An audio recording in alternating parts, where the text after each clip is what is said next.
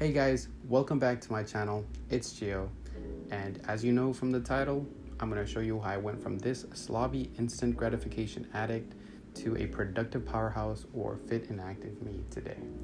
So to paint the picture, this is the day one of my mental shift and the beginning of my journey, as was the start of 2020 and COVID was on the rise.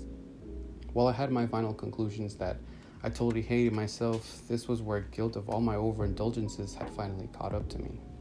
So, without hesitation, I began my research, trial and error, and I pretty much did what worked for me. Mind you, I'm not a physical trainer or a physician, so take what I say with a grain of salt. So, let's begin. Step 1. To lose weight, you need to gather all of your body's data, like weight, age, height, and physical activity. Then input it all into a fancy schmancy calorie calculator that I'll have linked below, which is the same one that I used. Step 2.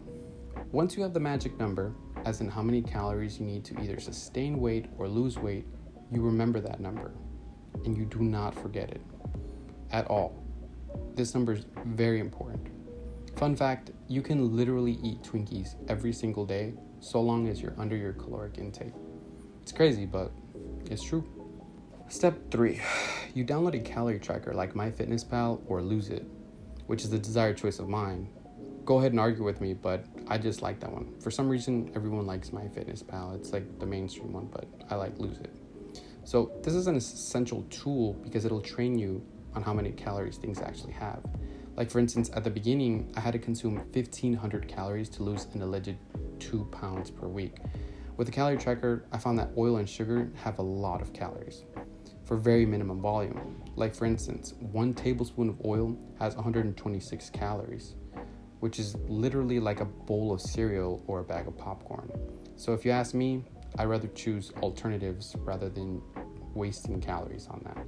So I recommend you use substitutes like PAM or 0-calorie oils, or just go with like 0-calorie drinks, or stick to water, whatever works. I would use the little Mio sprays to give my water a little boost or whatever. So let's move on to step 4. Step 4, you're losing weight because you're under calories. You're beginning to look a little skinny fat, so you need to start exercising, walking, swimming, anything to get those muscles moving.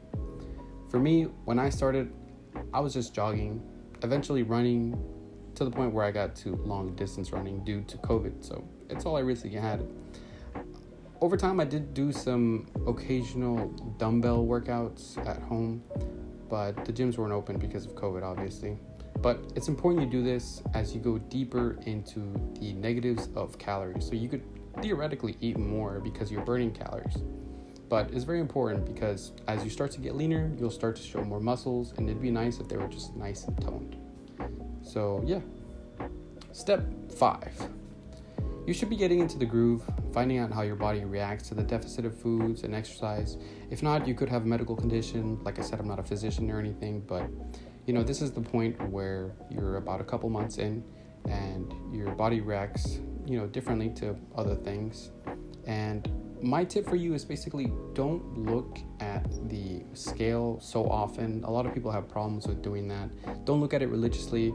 Rather, just take pictures every 2 weeks and slowly see your progress as you are continuing on. Plus, pictures are permanent, so you'll always have some form of accountability as you're moving on into the future and things start to get rough, because this is a journey and this is something you need to stick through and be consistent with to have actual change. So it's not an easy feat, which leads me to step 6. You'll know if you're in step 6 because you haven't gave up. You've stuck to your convictions and you're making real change. You're healthier, you're eating better, you're feeling better, and you're at the home run stretch where your goal has been achieved. For me, it was losing 60 pounds and getting some abs in return, along with feeling confident in anything I would wear or not wear. So now we dig deeper. You realize if you could do that, you could do anything. So you create a filter for the media you ingest. You stop following provocative, dumb TikToks. You start listening to audiobooks and podcasts on your drives to work or anywhere. You change the algorithms on your Facebook or Instagram to show you positivity and recommendations to how to view life for the better. Because anything is possible out here, and you need to do anything you can to keep your dreams alive. So here I am, and you are there. And I am you, and you are me. So thanks for watching.